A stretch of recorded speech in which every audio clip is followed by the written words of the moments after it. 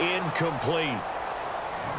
Clock here now just under 30 seconds to go in this first half.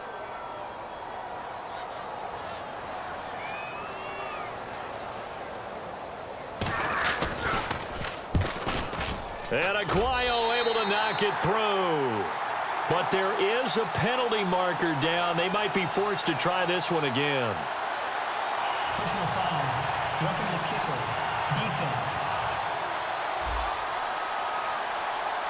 And this is going to be roughing the kicker, an inexcusable penalty, Charles. You worked so hard to hold him to a three-point kick.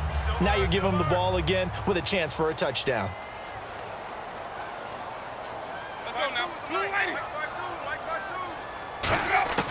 Jameis now on first down. And he pulls it in for the Buccaneer touchdown. Their dangerous wide receiver. A 9-yard touchdown grab. And the Bucs are able to close the gap just a bit. Yeah, you heard it, right? You heard the exhale, and I'm taking that from their bench because finally, right before the half, they find a way to get the ball in the end zone and get some points on the board. Maybe they can use that to kickstart them for the second half. Yeah, just to get something before going into the lockers. And now in the second half, if they can just tighten. It's what they want to do. Tighten down everything they're doing, and then maybe explode at the right time. And he'll be brought down at the 23, make it the 24-yard line. Drew Brees getting ready to go again on offense. And he's been good. 2 first-half touchdown passes, no interceptions so far. Does a lot for your confidence. Does a great deal for your team. Gives them a lead, and they're feeling really good about how they're playing. I think he expects to throw at least another one. I was going to say, now he wants the first-half hat trick, doesn't he? Oh, without a doubt. Go ahead and fling him on the field, folks. He wants that type of celebration. Well, he did almost everything right. Excellent coverage, breaks on the football, just unable to haul it in and take it the other way, so he dropped an interception. The key for him now, don't dwell on it. Just move on to the next play. Back to the air on second down. It's Brees. It's caught left side by Cooks. The reception good for 7. It's third down.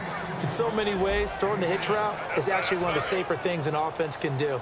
Get the ball out to the receiver as fast as possible, hope he's got man-to-man coverage, and hope that his athleticism wins on the perimeter.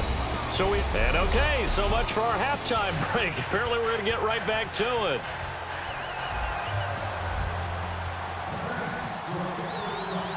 So both teams have their marching orders, and we'll get going again here in quarter number 3. Fielded about a yard deep. Oh, what a move. And he'll take this up past the 20 and down at the 22-yard line. Out come the Buccaneers. They'll have it first to start in the third quarter. They have the ball here for the inaugural drive of the second half. Pretty big deficit, though. We'll see what adjustments were made in that locker room. And I never want to make something more important than it actually is, right? I don't want to create more hype than what is there. But this is I'm doing it, though. This is a really important drive. And we often talk about teams scripting plays to start a game. A lot of them script to start the second half, too. And they're scripting something that they expect to get them into the end zone and back into this game. We'll see if that script is a good one for him. Martin. And nothing doing. He's immediately taken down at the line of scrimmage. They'll lose a yard, and it brings up third. Partner, I think the easy thing now would be to just abandon the run and start throwing the football at all costs. But I've been in so many games where it doesn't work running the ball. It doesn't work running the ball. And then something pops, and now you get something going. I'm not so sure to do. And he fires one that's intercepted. Picked off by the safety, Jarvis Byrd. And his guys are going to get the football at the 37-yard line. First possession of the third quarter, an interception, so maybe a second-half tone setter. Indeed, and not the tone they wanted to set. That's the equivalent of running out the wrong door and running into your pool instead of running out onto the field. A real dud for that one. Has that happened to you before? No, but I've heard stories about teams actually doing that back in the good old days. So after the INT, it's Brees. He throws and he hits the slant route to Thomas. It's a pickup of 14 there, and it'll be first down, Saints. Simple slant route, and it works to perfection. And when you're a big-bodied receiver, you use it like it's a basketball play. Body the defender away and catch the football. First down and 10 now for the offensive group.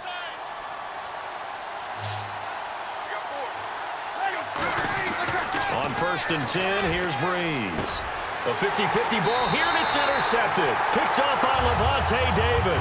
And a big turnover there as his guys will get the football back. Here comes the Tampa Bay offense now heading back out onto the field. And following the interception, we'll see what they can put together on this drive. I can hear my old college coach right now. He always used to tell us before every game, the team... He rifles one that's intercepted.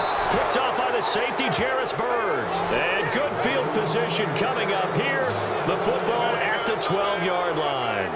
I tell you, Brandon, it seems like this guy's been all over the field so far. That's his second interception of the game. And so much of playing defense in the NFL, especially when it comes to defending the pass, is all about positioning and technique. And this is fantastic work on both fronts there. 2 yards on the pickup there. It'll be 2nd and 8. Not a big run on the first play of the drive, but that doesn't necessarily mean it was a bad play. Sometimes you're just trying to settle in, get your guys a little bit of contact, and get things moving. Ingram again. And he'll barrel his way into the end zone for a Saint touchdown. Mark Ingram, his second touchdown of the afternoon. And the Saints take advantage of field position on the turnover to cash in for 6. Not only touchdown number 2 for him, but a big run to boot. However, still trailing. Still trailing, but not because of his efforts. Boy, he's playing really well, and I love his long speed there, right? Able to get out there and burst all the way to the end zone, and smart enough to keep the ball in his hands and get into the end zone for the touchdown. In 2016, on all levels of football, we're seeing guys drop it before the goal line. What's the rule, Brandon? Run into the goal post. That's right. Before you drop the ball. That. There you go. Morstead out now following the touchdown to kick. This is fielded a couple yards deep. And he'll get it up past the 20 to the 22-yard line.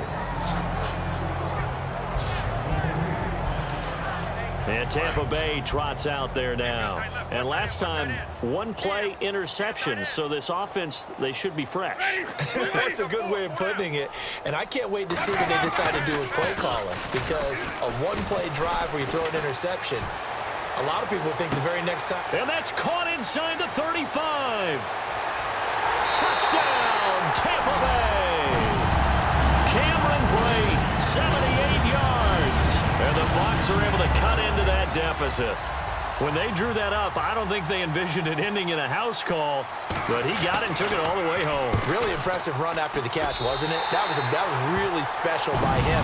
But let's face it, in today's NFL, those tight ends are often former wide receivers or maybe even sometimes bigger running backs. They just put them in a position to get a great matchup and make plays like that. This fielded a few yards into the end zone. And he'll get across the 20 before he's brought down at about the 23-yard line.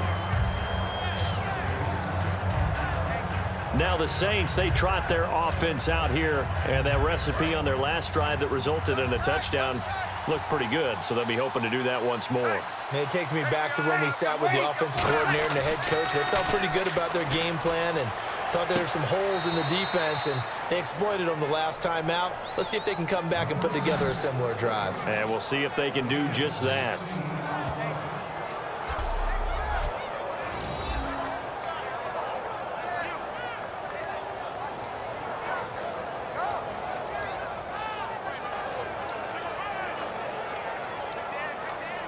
Offense comes to the line now, 1st and 10.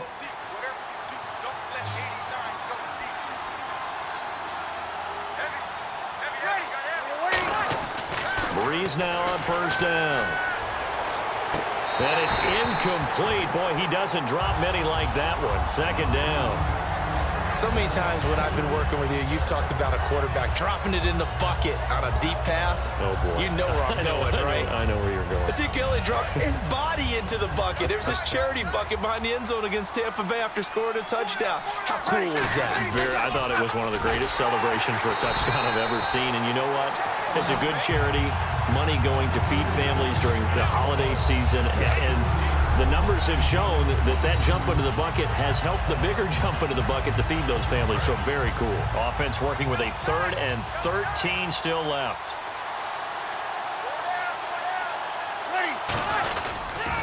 They run with Hightower. And he is going to lose yardage here. He lost 2, and it brings up 4th. There's so many times during camp and practice that you get bored as a player doing regular drills. But how about that shed and skate drill right there by the linebacker? You do it each and every day. Get the blocker away and get into the backfield and make a big-time tackle. That's what we just saw.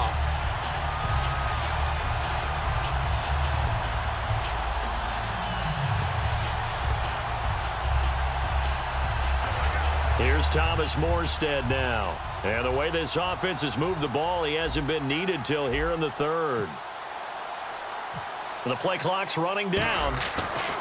And look at this, another fake. And this is incomplete. A huge gamble, and it does not pay off.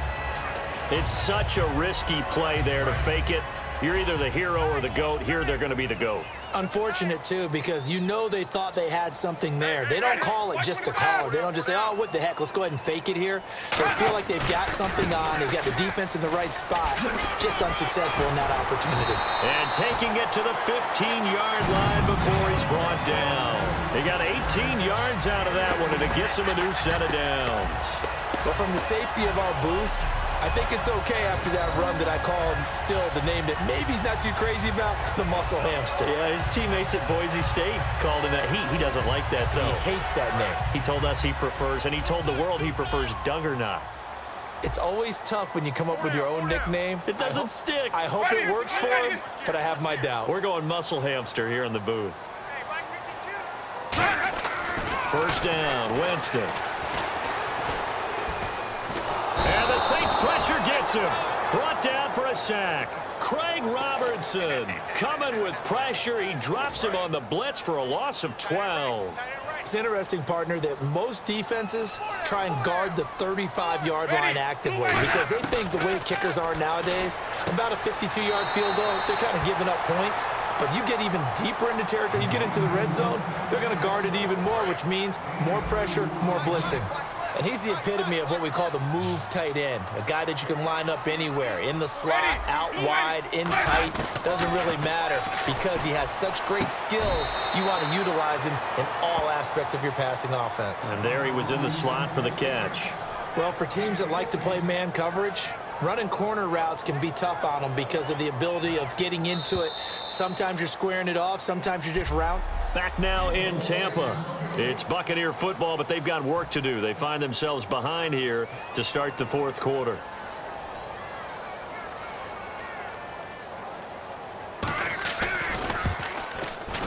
And Aguayo's kick is good. And that will get the disadvantage now back down to 11. So a good kick there, and they wrap up the drive by putting 3 on the board. And you know, let's face it, you're not always going to come away with 6. Defense in the NFL are just too good. But you've got to come away with something. And there, they get 3. Roberto Aguayo following the made field goal, set now to kick this one away. On the return, here's Marcus Murphy. Oh, spinning away. Solid return, pretty good field position. They'll start at the 32-yard line. And now the Saints get set to trot out there. And last time, went for it on 4th, didn't get it. We'll see if they can pick themselves up off the mat and do better this go-around. Sometimes I have this vision of coaches writing notes to themselves before a game. And sometimes that note says, be aggressive, stay aggressive. Maybe that's what we saw in the last possession. Yeah, they were very aggressive. This time, will it result in points? We'll find out. Breeze now. Oh, incomplete. A turnover would have really helped there. Almost intercepted. Instead, it's just second down. He's lucky to be getting that one back. After what they've done with him all day long with all the targets trying to go after him, he's obviously gotten smart, and his pride has kicked in. Made a terrific play. They come up with one back. That's Ingram.